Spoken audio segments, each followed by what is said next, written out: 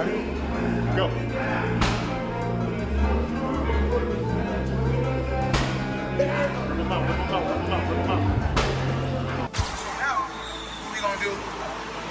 We can pick it up a little bit. We ain't really got to pick it up. We want to throw shots in the inside. Because a lot of fighters I see doing the pass, they're doing it like this. Their hands is not turning. So when you're on the pass, your hands must turn.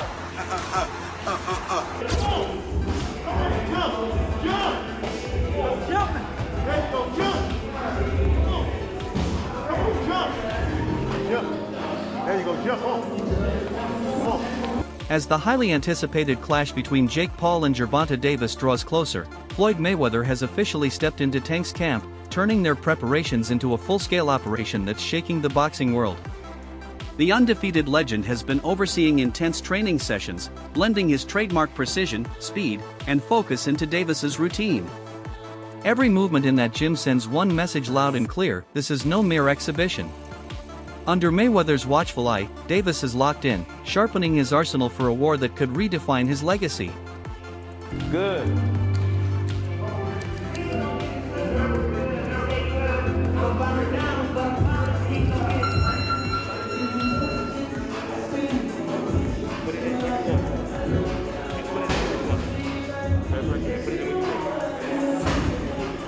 Right now. There you go. There you go. There you go. Get that shot right there.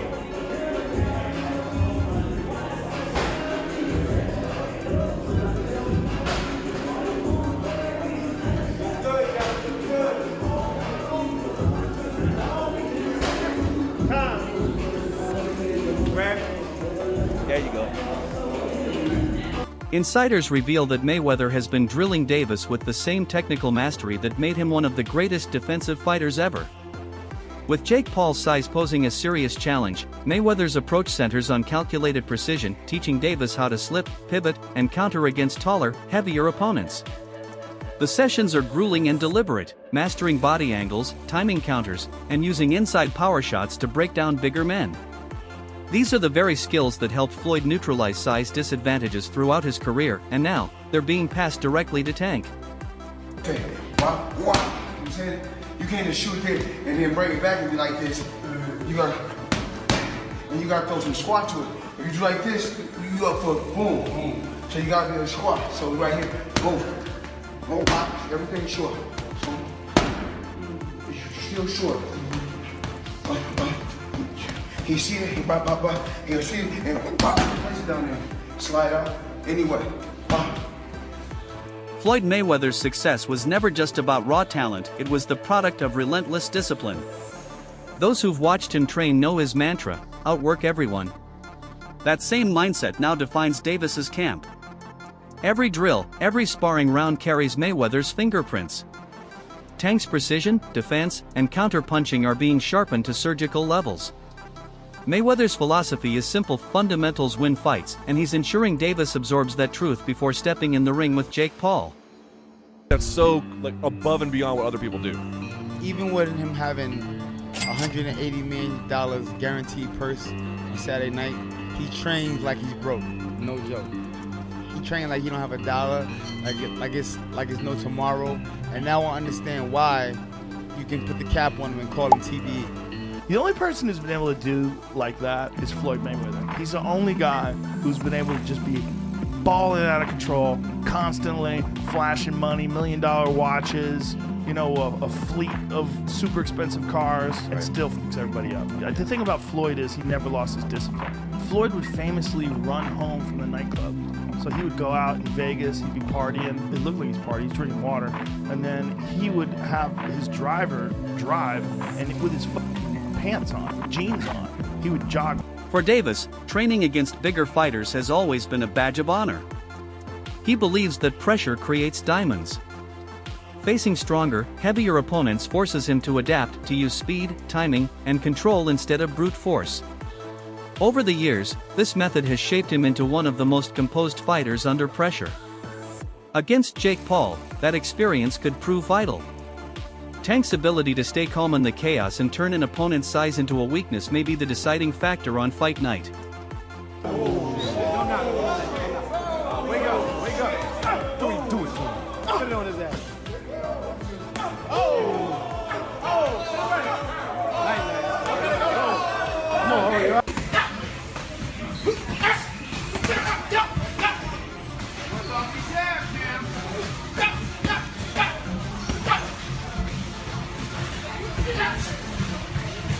Recent reports from the Davis camp describe a storm brewing behind closed doors.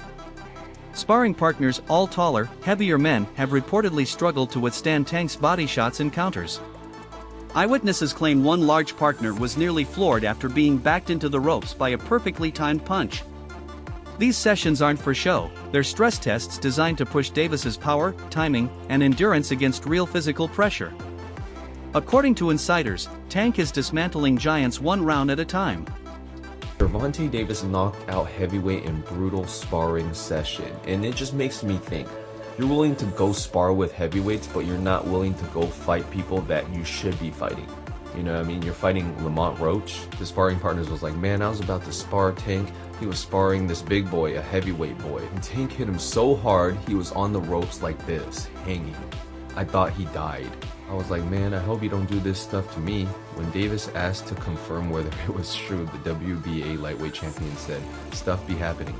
Best not to get in there with me. That's it. This guy has all the skills in the world to knock out even heavyweights in sparring, and yet he won't fight Shakur Stevenson. He won't fight Teofimo Lopez. He won't fight anyone that he needs to fight to become great.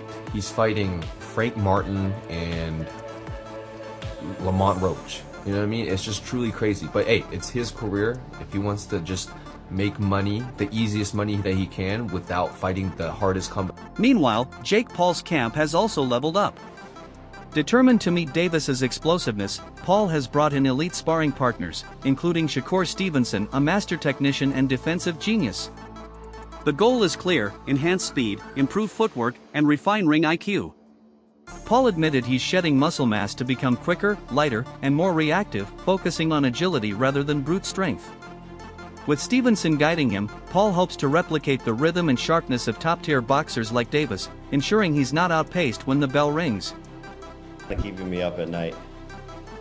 Jake, how do you prepare for, like you said, a guy who is shorter than you? How do you find a sparring opponent to replicate something that obviously, you know, there's nobody else out there that's Tank Davis? How do you prepare for a guy that's different stature-wise? Yeah, no, we have world champions. Raymond Ford in the 130-pound weight class. We got Montana Lovin. Shakur Stevenson is coming in this week. So wow. Just sparring against guys on their level and people who have, you know, been doing this their whole entire lives. But we're really focusing on speed and not as much on power. I'm not doing as much like weightlifting and all of that stuff. I'm actually trying to like lose some muscle so that I have less weight and so that my punches are coming off faster. I know the answer to this question. Is there any kind of universe where you view just surviving this fight as a win? Like for me, I never let myself go there. You know, I'm a fierce competitor, and always need to have the W and come out on top. And also shock the world and even shock myself and show my. Not everyone is convinced, though. Former UFC champion Daniel Cormier pointed out that Jake Paul's size advantage creates a credibility problem for the fight. He argues that the weight gap isn't just about numbers, it impacts stamina, punch resistance, and even safety. While the matchup may draw massive attention, Cormier worries it risks crossing the line between entertainment and true competition. Spectacle over substance, he warned, could damage the sport's integrity. 90. Dean, that's bad. Because you know what that tells me? That tells me that even he recognizes that he's too big for him. Yes. He recognizes that he's too big for him. I'm wondering how this even came about. It can't be that Gervonta Davis needs money. That can't be the reason why he's been a world champion so recently. How could he be broke? That's what I'm saying. Like, is he doing this for money? And then why and how is even Jake Paul doing this when no one respects it? Like, I can't think of anybody that respects this. But Jake Paul has been able to carve out and make his own lane in boxing, and I've never seen anything like it, bro. He literally, I mean, we don't know what weight class he fights in any situation. We just don't know. He kind of makes his own rules. He makes his own rules. And it seems like people are playing by those rules. I remember a couple weeks ago, the WBC and the Jose Suleiman, was very upset that he wasn't able to put the belt on the winner at Canelo versus Crawford. That's the thing that's happened since the beginning of the time. Those guys are very powerful in boxing, but with Zuffa boxing, it was almost like that power was getting stripped away. They were very disappointed. But how can you take those sanctioning organizations seriously when they are sanctioning this? That's my point. That's my point. That's why I think that this whole thing that we have, this boxing and this MMA argument and Zuffa getting into boxing, our argument is misplaced because things like this should not be happening. And the fact that boxing is allowing this to happen is an embarrassment to the sport. Yeah, I don't understand why. I talked about this before. Like, I didn't know why they were fighting because, I mean, Gervonta Davis's last fight was at 100. Stephen A. Smith recently asked Davis's coach who he believes deserves to face Tank next. The response was blunt: anyone who's doubted him. Names like Shakur Stevenson and Teofimo Lopez came up immediately. According to the coach, these critics need to feel Davis's power firsthand. This isn't about revenge, it's about respect. The camp wants to silence every voice questioning Tank's dominance, not with words, but with punches that make statements. See, you, as a guy that's in his trainer, that's like a father figure to him, you're training him all the time, you know him, both y'all from the streets of Baltimore, the whole bit. Who do you want to see Tank fight? I want him to get all of them that ran their mouth. Give me the names. I need names, Calvin. I need names. You already know. We went down to, we're working on the big four. It was Garcia, that's the first one. Roma, I hope we get him soon. Shakur, he's going to get it. He know he's going to get it. It's just Bob is in charge of that. You know what I'm saying? Bob know what he's doing over there. You can't tell Bob how to run his game because he's like a vet at this. He's been doing it for so many years. That's going to happen. All the fights that we'll want, they have no choice. They're going to take the fight when it's time to take the fight. It's just right now. Respected trainer Jeff Mayweather has voiced serious concern over the weight disparity between Davis and Paul, emphasizing why boxing's weight classes exist, to ensure fair competition. Jake Paul's natural size and walk-around weight give him a notable edge that can't be dismissed. Analysts agree that if Paul lands clean, his power could create real problems for Tank. It's a reminder that in boxing, physics matters and even skill has its limits against sheer mass. It's kind of weird because Jake Paul is extremely bigger than Tank. And I mean, but with it being exhibition, it makes sense. It's fine. He got a big name that he's going to be fighting. But I mean, it really makes no sense because he's going to be weighing over 200 and some pounds. Tank is going to probably be weighing maybe at the most 147, 150. So I don't even understand why the fight is happening. It is happening. WBA lightweight champion Gervonta Davis, who's unbeaten in 31 professional contests, takes on the self-proclaimed problem child, Jake Paul, one of the most influential and marketable global personalities. Paul and Davis square off in Miami after doubts around the fight being sanctioned in Georgia triggered a change in venue. Neither fighter can weigh more than 195 pounds. The weight is perhaps the most surprising factor. Paul has boxed most of his career around 200 pounds, the cruiserweight limit, but did tip the scales at 227 pounds when he faced off against Iron Mike Tyson last year. Davis, much smaller in stature, competes at the 135 pound mark and has also won world honours at super featherweight. And despite some discussions about possibly dropping down to 10 ounces, the pair seem set to wear 12-ounce gloves. And in terms of distance, despite the exhibition tag, the fight will play out over 10 3-minute rounds with 3 scoring judges at ringside, but the result will not be officially recorded. Boxing veteran Carl Froch didn't hold back his thoughts. He accused Jake Paul of cherry-picking smaller fighters to maintain a physical advantage. Froch argued that Paul could have pursued bigger, natural opponents, but chose Davis instead, several divisions below. To him, it's a calculated move for headlines rather than legacy. He cautioned that while celebrity matchups sell tickets, they also risk damaging boxing's competitive core. Coming from a man who's fought wars in the ring, Froch's words carry weight both literally and figuratively. that serious, he can't really box. He can have a little fight, he can have a swing. He swings away, stands up straight, and he throws punches, but it's not professional boxing. Because when I watch him box, he does so much wrong. It's just everything's wrong. It's so bad. He's got leaky defence. He telegraphs his punches.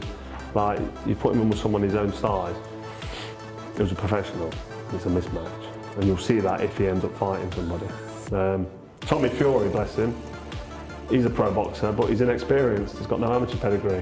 He's a raw novice, or maybe just above the raw novice. I was saying earlier, where would I put him in terms of levels? He'd do well to win a British title. He's at that sort of level, and then from British title to world level, it's like different worlds. On the other hand, Teofimo Lopez took a more pragmatic stance. He believes boxing is also a business, and not every fight needs to be about belts or records. Some are about opportunity, visibility, and securing financial futures. Lopez says both men are smart to capitalize on this moment even if purists dismiss it. To him, the fight is as much about entertainment as it is about evolution in how boxing markets itself. And Jake, I really am, man. It's good for the sport in some way, you know?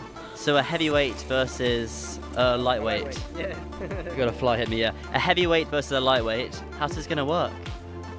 Hey, they make it work. It's an exhibition for a reason. So, you know, they know what they're doing. And, you know, shout out to Netflix and shout out to both of them, honestly. Like I said, I think a lot of people in the boxing world are kind of upset. I could care less. I think they're going to go out there and make their money. It falls on the number 8 for a reason. They're going to make a lot of money. Have you got a prediction for that fight? My prediction? A show. A show. Well, clearly it's a show, but when you've got a lot of people underestimating Jake Paul once again, but when you've got a heavyweight boxer who knows how to throw punches and knows the basics against a lightweight, it's quite a difference. I mean, have you sparred heavyweights before? Yeah. For competitive sparring in the ring? Yeah, it's not the same. It's not the same, not at all. Definitely got to move. I've actually played around a few times, went through between their legs just to duck around. But yeah, because they're taller, you know. But I think for that competition, that fight, it reminds me a lot like Big Show, The Big Show, and Floyd Mayweather when they fought in WrestleMania. Yeah. And will that end the same way? Possibly. Maybe some brass knuckles in there too. Can you see Jake Paul knocking out Gervonta Davis? It's boxing, man. And if it's a show like this... Observers inside Davis's camp have noticed a new level of maturity and focus. Removed from distractions, he's locked in on fundamentals, sharper footwork, tighter defense, cleaner combinations. One trainer described his mindset as surgical, saying every punch has purpose. For Tank, this fight represents more than a payday, it's a statement. Analysts suggest that the outcome could reshape the sport's direction. If Jake Paul wins, influencer boxing could take center stage, overshadowing champions who've spent decades honing their craft. But if Davis wins, it will reaffirm that skill, experience, and ring IQ still rule the sport's hierarchy. The algorithm loves it, and both will watch. It's not just who wins, it's what wins. Will the entertainment value or the ring IQ come out on top? Because if Tank dominates, the meme dies.